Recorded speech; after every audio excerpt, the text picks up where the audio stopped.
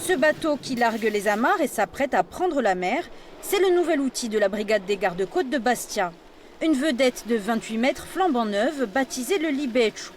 Plus grand, plus sûr, mieux équipé que le précédent, ce navire est le premier d'une série commandée par le ministère des Finances. Coût unitaire, 6 millions d'euros. À bord du Libeccio, 8 marins douaniers viennent d'embarquer pour une mission de surveillance générale, 60 heures en mer avec des objectifs multiples. On fait le contrôle de la plaisance, un peu de contrôle de commerce, contrôle de la pêche, de la police de la navigation.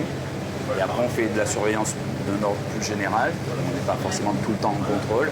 Et on peut faire aussi de l'assistance quand on est les premiers à pouvoir porter assistance à un navire, comme tous les marins. Quelques minutes après le départ, la première cible est déjà identifiée.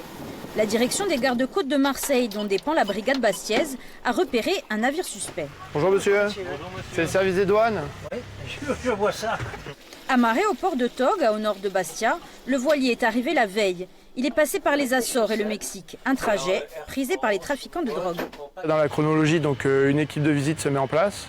Les agents arrivent, se présentent. Le déroulement du contrôle se déroule en deux phases.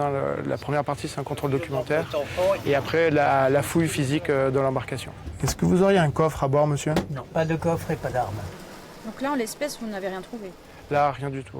Non, aucun élément, en tout cas, qui nous permette de penser que ce bateau est susceptible de transporter des marchandises sensibles. Le métier de garde-côte, ce n'est pas seulement la lutte contre la fraude. Le contrôle de l'armement de sécurité des bateaux fait également partie des missions des marins douaniers. Clairement, votre équipement n'est pas à jour. Prendre la mer, c'est jamais anodin. Et que ce soit un coup de vent qui peut se lever assez rapidement ou heurter quelque chose en mer entre deux eaux, l'embarcation serait rapidement coulée et les occupants seraient en danger si le matériel de sécurité n'était pas présent à bord.